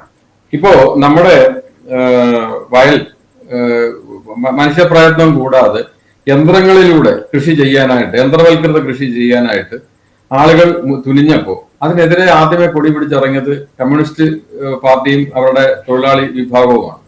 ഇപ്പോ എനിക്ക് ഓർമ്മയുണ്ട് 80കളിൽ അപ്പർ കുട്ടനാട്, നിരണം പോലുള്ള പ്രദേശങ്ങളിൽ അവിടെ ഈ ഇവര് കൊയ്ത്തുമതിക്ക് വേണ്ടിയിട്ട് യന്ത്രത്തിന്റെ ഒരു ഡെമോൺസ്ട്രേഷന് വേണ്ടിയിട്ട് അവിടെ ആളുകൾ വന്നു, വിദേശികൾ വന്ന് അവിടെ ഒരു പാടശേഖരം എടുത്തിട്ട് ഇതിന്റെ ഒരു ഡെമോ ഇത് കാണിക്കാനായിട്ട് വന്നു കഴിഞ്ഞപ്പോൾ അവിടെ ഇവരെ തടഞ്ഞു കഴിഞ്ഞപ്പം അവര് ഈ വന്ന വിദേശികള് അവിടുത്തെ ഈ തടഞ്ഞ ആളുകളോട് ചോദിച്ചു, നിങ്ങളൊക്കെ ഇപ്പൊ എന്ത് ചെയ്യണം എന്ന് പറഞ്ഞാൽ ഞങ്ങൾ ഇങ്ങനെ ഇതൊക്കെ ചെയ്യണം, നിങ്ങളുടെ മക്കളെ നിങ്ങൾ കൃഷിക്കോ അല്ലെങ്കിൽ തൊഴിലാളികളാക്കാനോ ഉദ്ദേശിക്കുന്നുണ്ടോ എന്ന് ചോദിച്ചു. അപ്പൊ അവര് പറഞ്ഞില്ല. അപ്പൊ പിന്നെ ആ സമയത്ത് നമുക്ക് തൊഴിലാളി ക്ഷാമം വരത്തില്ലേ, അപ്പൊ അങ്ങനെ വന്നു കഴിഞ്ഞു കഴിഞ്ഞാൽ ഇത് ചെയ്യാനായിട്ട് യന്ത്രങ്ങൾ ആവശ്യമല്ലേ. അപ്പൊ പറഞ്ഞാൽ അത് ഞങ്ങൾ അപ്പൊ ആലോചിക്കാം, ഇതും കൊണ്ട് പൊക്കോളാൻ പറഞ്ഞു, കത്തിക്കുണ്ടായി കൊണ്ടുപോകാൻ പറഞ്ഞു. ഇത് അവിടെ ഇറക്കാൻ അവരെ സമ്മതിച്ചില്ല. കുട്ടനാട് മുഴുവൻ ഞാൻ 2008 ആലപ്പുഴയ്ക്ക് ട്രാൻസ്ഫർ വാങ്ങിച്ചിരുന്നത്. ആ സമയത്ത് ഞാൻ അവിടെ ചെല്ലുന്ന സമയത്ത് കുട്ടനാട്ടിൽ കൊയ്ത്തുമതി യന്ത്രങ്ങൾ ഇറക്കാൻ അവിടുത്തെ CPM-ന്റെ കർഷക തൊഴിലാളി സംഘടന സമ്മതിക്കുമായിരുന്നില്ല. അവരന്ന് പറഞ്ഞിരുന്ന ന്യായം ഇവിടെ തൊഴിലാളികളുണ്ട്, അവരുടെ തൊഴിൽ നഷ്ടപ്പെടുമെന്നാണ്. യഥാർത്ഥത്തിൽ വാസ്തവം അതായിരുന്നില്ല, അവിടെ തൊഴിലാളികൾ ഉണ്ടായിരുന്നില്ല. അപ്പൊ അങ്ങനെ വന്ന് ഈ ഒരു ഘട്ടത്തിൽ ഈ നെല്ലുകളെല്ലാം കൂടെ, ഒരു മഴ വന്ന് എല്ലാം കൂടെ വീഴുകയും ആ നെല്ലെല്ലാം കൂടെ ഒന്നിച്ച് കിളിക്കുകയും അത് കൊയ്യാൻ ആളില്ലാതെ വരികയൊക്കെ ചെയ്ത് വലിയൊരു പ്രതിസന്ധി ഉണ്ടായി. അതൊരു വലിയ വിഷയമായി കഴിഞ്ഞപ്പോൾ അന്ന് ഉമ്മൻചാണ്ടി അടക്കമുള്ള ആളുകൾ അവിടെ വന്ന് വലിയ സമര പ്രശ്നങ്ങളും എല്ലാം ഉണ്ടാക്കി കഴിഞ്ഞപ്പോഴാണ് അവസാനം കൊയ്ത്തുമതി യന്ത്രം ആവാം എന്ന് തീരുമാനിക്കുന്നത്. ഇപ്പോഴത്തെ അവിടുത്തെ സംഭവം എന്താണ്? ഇപ്പൊ കൊയ്ത്തുമതി യന്ത്രം ഇല്ലെങ്കിൽ കൃഷിയില്ല, കൊയ്ത്തുമതി യന്ത്രം കൊണ്ടുപോവാ എന്നാണ് പറയുന്നത് എല്ലാവരും. അപ്പൊ ഞാൻ പറഞ്ഞത് ട്രാക്ടർ ഇറക്കുന്നതിനെ ആദ്യം തടസ്സം ചെയ്തു, കൊയ്ത്തുമതി യന്ത്രം കൊണ്ടുവരുന്നതിനെ തടസ്സം ചെയ്തു. ഇതെല്ലാം ഓരോ കാലഘട്ടങ്ങളിലും നമുക്ക് വേണ്ടിയിരുന്ന, നമുക്ക് ആവശ്യമുണ്ടായിരുന്ന യന്ത്രവൽകൃത കൃഷി എന്നുള്ളതിനെ ഇവര് എതിർത്ത് വന്ന അവസാനം ഈ കൃഷി തന്നെ വയ്യാതെ ആളുകളെല്ലാം കൃഷി ഇട്ടിട്ട് പോയി കഴിഞ്ഞപ്പോ വീണ്ടും കൃഷി ചെയ്യണം എന്ന് പറഞ്ഞപ്പം നിൽക്കുകയാണ്. അതാണ് ഇപ്പോഴത്തെ അവസ്ഥ. ഇതിന് പ്രധാനമായിട്ടുള്ള ഇതിനകത്ത് പ്രതിസ്ഥാനത്ത് ഞാൻ കാണുന്നത് ഈ കമ്മ്യൂണിസ്റ്റ് തൊഴിലാളി സംഘടനകളെ. തീർച്ചയായിട്ടും. അപ്പോൾ ഈ ഒരു സാർ, അവസാനമായിട്ട് നമ്മളിപ്പോൾ അരമണിക്കൂറിന് മുകളിലായി സാറിൻ്റെ സമയം നമുക്ക് വേണ്ടി ചിലവഴിക്കുന്നു. അവസാനമായിട്ട് ഈ കുട്ടനാട്ടിൽ ഇപ്പോൾ ഇത്തവണത്തെ പ്രളയം വളരെ അപ്രതീക്ഷിതമായിരുന്നു എന്നവർ പറയുന്നു. അതിന് ഈ തോട്ടപ്പള്ളി സ്പിൽവേയിൽ അഴുക്ക് മാറ്റിയിട്ടില്ല, അങ്ങനെയുള്ളൊരു പല പ്രത്യാരോപണങ്ങളും നടക്കുന്നുണ്ട്. താങ്കൾക്ക് ആലപ്പുഴ വളരെ പരിചിതമായ ഒരു മേഖലയാണ്. താങ്കളുടെ വീക്ഷണകോണിൽ എന്താണ് കുട്ടനാട് പൊതുവേ ഈ വെള്ളപ്പൊക്കത്തിൻ്റെ ഒരു നാടാണ്, പക്ഷേ ഇത്തരത്തിൽ ഒരു വെള്ളപ്പൊക്കം അവർ പോലും പ്രതീക്ഷിച്ചിട്ടില്ല എന്ന് പരിസരവാസികൾ പറയുന്നു, പ്രദേശവാസികൾ പറയുന്നു. എങ്ങനെയാണ് താങ്കൾ അതിനെ നോക്കി കാണുന്നത്? കുട്ടനാട് നമ്മുടെ ഈ ഇടനാടുമായിട്ട് നമ്മൾ താരതമ്യം ചെയ്യുമ്പോൾ അത് വളരെ പ്രത്യേകതയുള്ള ഒരു ഭൂപ്രദേശമാണ്. അത് സമുദ്രനിരപ്പിൽ നിന്ന് താഴെയാണ്. നമ്മൾ കാണുമ്പോൾ ഇവിടുത്തെ വെള്ളം ഒഴുകിച്ചെന്ന് ശരിക്കും നമ്മൾ പറഞ്ഞു കഴിഞ്ഞാൽ ഒരു പാത്രത്തിൽ ചെന്ന് വീഴുന്നത് പോലെ അവിടെ ചെന്ന് വീഴുകയാണ്. ഒരു വലിയ പാത്രത്തിൽ ചെന്ന് വീഴുന്ന പോലെ അവിടെ ചെന്ന് വീഴുകയാണ്. ആ വെള്ളം അവിടുന്ന് സുഗമമായി ഒഴുകി പോകണമെങ്കിൽ അവിടെയുള്ള അതിന്റെ പുറത്തോട്ടുള്ള എക്സിറ്റ് വാൽവ് എന്ന് പറയുന്നത് തോട്ടപ്പള്ളി സ്പിൽവേയാണ്. തോട്ടപ്പള്ളി സ്പിൽവേയുടെ ഷട്ടറുകളെല്ലാം കാലപ്പഴക്കം കൊണ്ട് ദ്രവിച്ച് അത് പ്രവർത്തനക്ഷമമല്ല. പല ഷട്ടറുകളും തുറക്കാൻ പറ്റുന്നില്ല, വളരെ കുറച്ച് ഷട്ടറുകളെ തുറക്കാൻ പറ്റുന്നുള്ളൂ. അവിടെ തന്നെ ഇവിടുന്ന് ചെല്ലുന്ന ഈ നമ്മുടെ പാഴ്വസ്തുക്കളും മാലിന്യങ്ങളും എല്ലാം കൂടെ തടഞ്ഞിട്ട് അതും ഇതിന്റെ ഒഴുക്കിനെ ബാധിക്കുന്നുണ്ട്. ഇതിനപ്പുറത്തോട്ട് ചെന്ന് കഴിഞ്ഞു കഴിഞ്ഞാൽ അവിടെ മണൽ ഒരു ബെഡ് ഉണ്ട്, ഒരു സാൻഡ് ബാർ. അത് തുറന്നു വേണം പുറത്തേക്ക് വെള്ളം പോകാൻ. അപ്പൊ അവിടുത്തെ പ്രോട്ടോകോൾ അനുസരിച്ചിട്ട് മൺസൂണിന് മുമ്പ് എല്ലാ ജൂൺ മാസം ആകുമ്പോഴേക്കും ഈ പൊഴി തുറക്കണമെന്നാണ്. അപ്പൊ ഈ പ്രാവശ്യം അവിടെ ആ സംഭവം ഉണ്ടായില്ല എന്നാണ് ഞാൻ മനസ്സിലാക്കുന്നത്. നമ്മുടെ ഇവിടെ ആഗസ്റ്റ് 1-നാണ് ഈ പ്രളയം ഉണ്ടാകുന്നത്. ആഗസ്റ്റ് 31-ന് വൈകിട്ടാണ് അവിടെ ഇത് പൊഴി തുറക്കാനുള്ള പരിശ്രമങ്ങൾ തുടങ്ങും. അത് 2 JCB കൊണ്ട് ചെന്ന് മാന്തിക്കൊണ്ടിരുന്നു കഴിഞ്ഞാൽ ഇത് തുറന്ന ആവശ്യത്തിനുള്ള വെള്ളം പുറത്തേക്ക് ഒഴുകാനുള്ള ക്രമീകരണം ചെയ്യാൻ സാധ്യമല്ല. അപ്പൊ അതിന്റെ രീതിയിലുള്ള പ്രശ്നങ്ങളൊക്കെ ഈ അടുത്ത സമയത്ത് നമ്മൾ കണ്ടു. 100 മീറ്റർ വീതിയിലെങ്ങാണ്ട് തുറന്നു വെച്ചിരിക്കുന്നു എന്നാണ് പറയുന്നത്. 300 മീറ്റർ വീതിയിൽ അത് തുറന്നു വെക്കാറാണ് സാധാരണ പതിവ്. അപ്പൊ ആ രീതിയിലുള്ള സംഭവങ്ങളൊക്കെ ഉണ്ടായിട്ടില്ല. അതൊക്കെ വീഴ്ചയാണ്. അപ്പം ഇതിനോടൊപ്പം തന്നെ നമ്മൾ ഇതുണ്ടായ സമയം വേലിയേറ്റമാണ്. വേലിയേറ്റം സമയമാകുമ്പോൾ കടൽ പൊങ്ങി നിൽക്കുമ്പോൾ ഇവിടുന്ന് അങ്ങോട്ട് ചെല്ലുന്ന വെള്ളത്തെ കടൽ വലിക്കാതിരിക്കും. അപ്പൊ അതും നമുക്ക് ഈ വെള്ളം അങ്ങോട്ട് കടക്കുന്നതിനൊരു തടസ്സമാണ്. അപ്പം ഇതിനകത്ത് ഇതെല്ലാം കൂടെ ചേർന്ന് വന്നെങ്കിൽ ഈ കുട്ടനാടിനെ നമുക്ക് പ്രളയത്തിൽ നിന്ന് രക്ഷിക്കാൻ പറ്റും. കടലും കനിയണം, പ്രകൃതിയും കനിയണം, ഒപ്പം നമ്മുടെ മനുഷ്യരുടെ ദീർഘവീക്ഷണത്തോടു കൂടിയുള്ള പ്രവർത്തനങ്ങളും ഉണ്ടാവണം. അപ്പൊ ഇതിലെല്ലാം അവിടെ താളപ്പഴ ഉണ്ടായി എന്നാണ് ഞാൻ മനസ്സിലാക്കുന്നത്. അതാണ് കുട്ടനാട് ഉള്ള ഇപ്പോഴത്തെ പ്രതിസന്ധി, അതാണ് ഞാൻ മനസ്സിലാക്കുന്നത്. തീർച്ചയായിട്ടും. അവസാനം ഈ മൊത്തമായിട്ടുള്ളൊരു സാഹചര്യം നമ്മളൊന്ന് പരിശോധിച്ചാൽ ഈ ജൂലൈ 1 മുതൽ തുടങ്ങി 31 വരെയുള്ള കാലഘട്ടത്തിൽ ഈ കുട്ടനാട്ടിലെ ആയാലും മറ്റ് പ്രദേശങ്ങളിലെ ആയാലും ശരിയാണ്, നേരത്തെ മുന്നൊരുക്കങ്ങളിൽ പരാജയങ്ങളുണ്ടായി. അതിനുശേഷം അടിയന്തര ഘട്ടങ്ങളിൽ ഇടപെടാനുള്ള ഒരു ദുരിതാശ്വാസ പ്രവർത്തനങ്ങൾ എന്നുകൊണ്ട് ഞാൻ ഉദ്ദേശിക്കുന്നത് ആളുകളെ ക്യാമ്പിലേക്ക് മാറ്റുക അതൊന്നുമല്ല. ഈ വെള്ളം പലയിടത്തും ഒഴുക്കി വിടാനും അതിൽ പ്രളയത്തിനെ തത്സമയം നേരിടുക പ്രായോഗികമല്ലെങ്കിൽ പോലും പലയിടത്തും വെള്ളക്കെട്ടുകളും അതിലൊക്കെ നമ്മുടെ കാര്യക്ഷമത എത്രത്തോളം ഉണ്ട് താങ്കളുടെ ഒരു വീക്ഷണകോണിൽ? ഇതിനകത്ത് പ്രശ്നം എന്ന് പറഞ്ഞു കഴിഞ്ഞാല് ഈ അവിടെ വരുന്ന വെള്ളം പുറത്തേക്ക് ഒഴുകി പോകാനുള്ള എല്ലാ സൗകര്യങ്ങളും അവിടെ ചെല്ലും. കുട്ടനാട്ടിൽ സംഭവിച്ച ഒരു സംഭവം എന്ന് പറഞ്ഞാൽ കുട്ടനാട്ടില് ഒരു ഘട്ടത്തിൽ അവിടെ കുട്ടനാട്ടിലെ ജനപ്രതിനിധി വിചാരിച്ചത് കുട്ടനാട്ടിൽ കൂടുതൽ റോഡുകൾ ഉണ്ടാക്കുക, അതാണ് വികസനം എന്നാണ്. അപ്പൊ അദ്ദേഹം അതിന് കണ്ട ഒറ്റമൂലി എന്ന് പറയുന്നത് അവിടുത്തെ തോടുകളെല്ലാം നികത്തി റോഡുകളാക്കുകയായിരുന്നു. അപ്പൊ ശരിയാണ്, കുട്ടനാട്ടിലെ പല പ്രദേശത്തും വാഹനങ്ങൾ എത്താതിരുന്ന സ്ഥലങ്ങളിലെല്ലാം വാഹനം എത്തി. അവിടെ വള്ളങ്ങൾ പൊയ്ക്കൊണ്ടിരുന്ന സ്ഥലങ്ങളിൽ വള്ളത്തിന് പകരം വാഹനങ്ങളായി. പക്ഷെ ഈ വാഹനങ്ങളായപ്പോ അവിടെ സംഭവിച്ചെന്താ കഴിഞ്ഞാൽ നേരത്തെ ഉണ്ടായിരുന്നതിനേക്കാട്ടിൽ കൂടുതലായിട്ട് വെള്ളപ്പൊക്കങ്ങൾ ഉണ്ടാകാൻ തുടങ്ങി. നേരത്തെ നമ്മൾ പറയുമല്ലോ നമ്മുടെ ശരീരത്തിലെ ഞരമ്പുകളെ പോലെയാണ് ഈ തോടുകൾ എന്നൊക്കെ പറയും. അപ്പൊ ആ തോടുകൾ, ആ ഞരമ്പുകളെല്ലാം അടഞ്ഞു. നമ്മൾ ഇവിടെ കാണാറില്ലേ, ഇപ്പം ഈ ഞരമ്പുകൾ അടയുമ്പോഴാണല്ലോ ഹൃദയാഘാതവും മറ്റു സംഭവങ്ങളും മനുഷ്യരുണ്ടാകുന്നത്. ഏതാണ്ട് സമാനമായ അവസ്ഥയിലാണ് ആ ഭൂപ്രദേശം. അവിടുത്തെ ഇതിന്റെ നാഡീ ഞരമ്പുകളെ എല്ലാം അടച്ച് അവിടെ വികസനത്തിന്റെ വേറൊരു പരിപ്രേക്ഷ്യം ഉണ്ടാക്കി ആ നിലയിലേക്ക് കൊണ്ടുവന്നു കഴിഞ്ഞപ്പോ അത് കുട്ടനാട്ടിന്റെ ആകെ ഉള്ള ജീവിതക്രമങ്ങളെ അടക്കം താളം തെറ്റിച്ചിരിക്കുകയാണ്. അതാണ് കുട്ടനാട്ടിൽ ഇപ്പോൾ സംഭവിച്ചിരിക്കുന്നത്. ഇപ്പൊ നേരത്തെ പറഞ്ഞ നമ്മള് റൂം ഫോർ റിവർ എന്ന് പറഞ്ഞ ഒരു സംഭവം ഉണ്ടല്ലോ. അപ്പം അത് നമുക്ക് ഇതുപോലെ ഇതിന് വെള്ളത്തിന് വന്ന് കിടക്കാനുള്ള ഇടം ഉണ്ടാക്കണം എന്ന് പറഞ്ഞു. അതിനുള്ള ക്രമീകരണം എന്ന് പറയുന്നത് അടഞ്ഞു പോയിട്ടുള്ള ഇതുപോലുള്ള ജലപാതകൾ തുറക്കുക, അവിടുത്തെ തണ്ണീർത്തടങ്ങൾ തുറക്കുക, കുളങ്ങൾ ഇല്ലാതായി പോയത് കുളങ്ങളെ എല്ലാം വീണ്ടും പുനരുജ്ജീവിപ്പിക്കുക, അങ്ങനെയുള്ള പ്രവർത്തനങ്ങളാണ് വേണ്ടത്. അങ്ങനെ അതിനെയെല്ലാം സജീവമാക്കുക വേണ്ടത്. ഇപ്പം ചെങ്ങന്നൂരിൽ തന്നെ ഒരു നദി ഉണ്ടായിരുന്നു, ഉത്തരപ്പള്ളിയാർ എന്ന് പറയും. ഇപ്പം ആ നദി കടലാസിൽ മാത്രമേ ഉള്ളൂ. അത് കംപ്ലീറ്റ് അത് ഇല്ലാതായി കഴിഞ്ഞിരിക്കുക.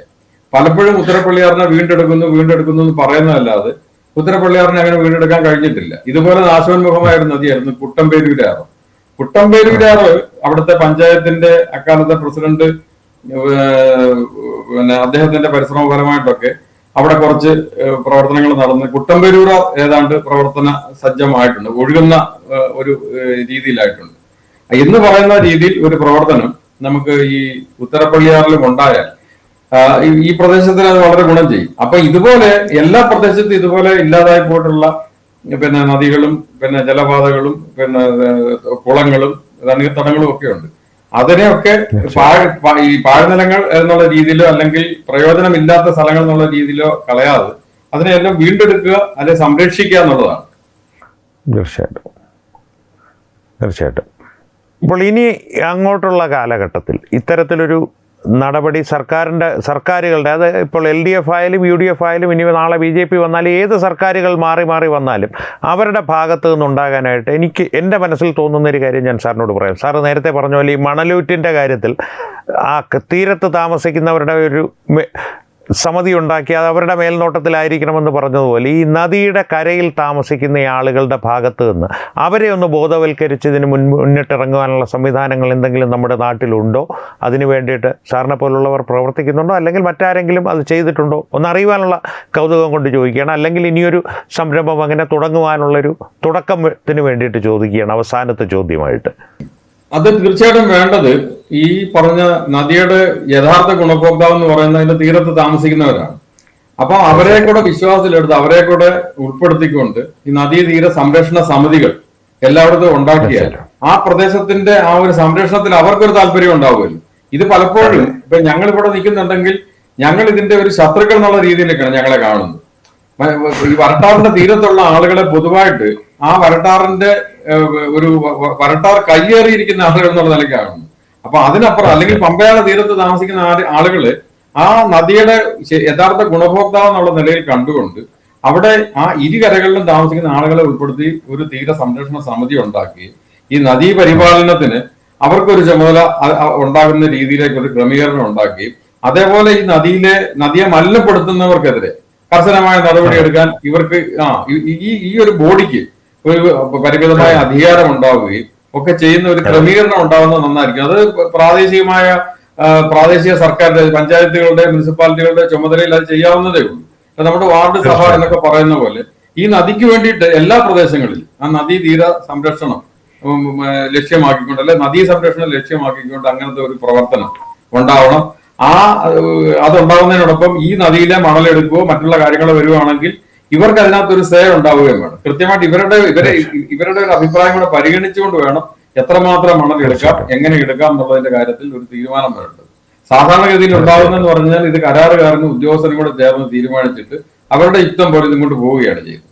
അപ്പൊ അതിനപ്പുറത്തേക്ക് ഈ തീരത്ത് താമസിക്കുന്ന ആളുകളെ ഉൾപ്പെടുത്തിക്കൊണ്ടുള്ള ഒരു പരിപാലന സമിതി ഇതിന് വരുന്നത് വളരെ നല്ല കാര്യമാണ്. തീർച്ചയായിട്ടും. അപ്പോൾ എന്തായാലും അങ്ങനെ ഒരു കാലം ഉണ്ടാകട്ടെ. കാരണം ഈ സാറി പറഞ്ഞതുപോലെ ഇത്തരത്തിലൊരു സമിതികൾ ഉണ്ടാവുകയാണെങ്കിൽ ഒരുപക്ഷെ മണലൂറ്റിൻ്റെ ഒരു കൃത്യമായിട്ടുള്ള നിയന്ത്രണം വരുമെന്ന് മാത്രമല്ല, ഒരുപക്ഷെ ഭാവിയിൽ നമുക്ക് ഈ നഷ്ടപ്പെട്ടു പോയ നദികളിൽ ചിലതിനെങ്കിലും വീണ്ടെടുക്കുവാനെങ്കിലും സാധിച്ചേക്കുമെന്ന് പ്രതീക്ഷിക്കാം അല്ലേ? അതെ, നദി ആദ്യം വേണ്ടത് നദിയാണ്. നദി ഉണ്ടെങ്കിലേ മണലുള്ളൂ, അത് ആദ്യം മനസ്സിലാക്കുക. അപ്പൊ നദികൾ ഇല്ലാതാക്കിക്കൊണ്ട് നദികളെ ഈ പണ്ട് പൊന്മുട്ട ഇടുന്ന താറാവിനെ നമ്മൾ കൈകാര്യം ചെയ്യുന്ന രീതിയിലേക്ക് നദികളെ കൈകാര്യം ചെയ്യാൻ ഇറങ്ങല്ലേ. തൽക്കാലത്തേക്ക് നമുക്ക് ഇതിനകത്ത് നിന്ന് കുറച്ച് പൈസ കിട്ടുന്നിരിക്കും, പക്ഷെ ഭാവിയിൽ നദി ഇല്ലാതായി പോകും. നദി ഇല്ലാതായി പോകുമെന്ന് മാത്രമല്ല, നമ്മൾക്ക് ഭൂഗർഭ ജലവിധാനം താണു കഴിഞ്ഞാൽ നമ്മുടെ കിണറുകൾ ഇല്ലാതാവും, കുടിവെള്ളക്ഷാമം രൂക്ഷമാകും, നമ്മുടെ പ്രദേശത്തിന്റെ ആകെ ക്രമം താളം തെറ്റും. അപ്പം ആ ഒരു രീതിയിലേക്ക് പോകാതെ കൃത്യമായിട്ട് ദീർഘവീക്ഷണത്തോടു കൂടി നമ്മുടെ പരിസ്ഥിതിയെ ഒരു രീതിയിലും ബാധിക്കാത്ത രീതിയിൽ വേണം ഈ പ്രശ്നത്തെ കൈകാര്യം ചെയ്യാൻ. ഇതൊരു നിസാര പ്രശ്നമല്ല, വെറും ഒരു മണൽവാരം എന്നുള്ള രീതിയിലല്ല ഇതിനെ കാണേണ്ടത്. അതിസൂക്ഷ്മമായ രീതിയിൽ കൈകാര്യം ചെയ്യേണ്ട ഒരു വിഷയമാണ്. തീർച്ചയായിട്ടും. അപ്പോൾ എന്തായാലും വളരെ നന്ദി സാർ. വളരെ വിശദമായി തന്നെ ഈ കാലാവസ്ഥാ വ്യതിയാനവും ആവാസ വ്യവസ്ഥയിൽ ഉണ്ടാകുന്ന മാറ്റങ്ങളും അതിൽ മനുഷ്യൻ്റെ ഇടപെടലുകളും എല്ലാം വളരെ വ്യക്തമായി തന്നെ സമയമെടുത്ത് തന്നെ ഞങ്ങളോട് പങ്കുവച്ചതിന് ഇനിയും താങ്കളുമായിട്ടുള്ള ചർച്ചകൾ തുടർന്നും ഉണ്ടാകണം. കാരണം ഈ വിഷയത്തിൽ പ്രേക്ഷകരുടെ പ്രതികരണങ്ങൾ തീർച്ചയായിട്ടും ഉണ്ടാകും. ഇനി ഏതെങ്കിലും തരത്തിൽ സർക്കാരിലോ അല്ലെങ്കിൽ അധികാരികളിലേക്കോ ഇത് എത്തപ്പെട്ട് കഴിഞ്ഞാൽ അവരുടെ പ്രതികരണങ്ങളുണ്ടാകും. വരും ദിവസങ്ങളിൽ ഇതിന് സംബന്ധിച്ചുള്ള ചർച്ചകളും വാദപ്രതിവാദങ്ങളും തീർച്ചയായും തുടരുക തന്നെ ചെയ്യും. എന്തായാലും ശുഭപ്രതീക്ഷയോടെ നമുക്ക് ഈ ചർച്ച ഇവിടെ അവസാനിപ്പിക്കാമെന്ന് തോന്നുന്നു. വരും ദിവസങ്ങളിൽ ഈ പറഞ്ഞതുപോലെ നല്ല നടപടികൾ എല്ലാ രാഷ്ട്രീയ പാർട്ടികളുടെ ഭാഗത്തു നിന്നും ഉണ്ടാകട്ടെ. നമ്മുടെ കേരളത്തിൻ്റെ പ്രകൃതിയും ആവാസ വ്യവസ്ഥകളെയും മനുഷ്യരെയും സംരക്ഷിക്കാൻ. വളരെ നന്ദി സർ. നന്ദി മനോജ്, നന്ദി. Thank you. നമസ്കാരം.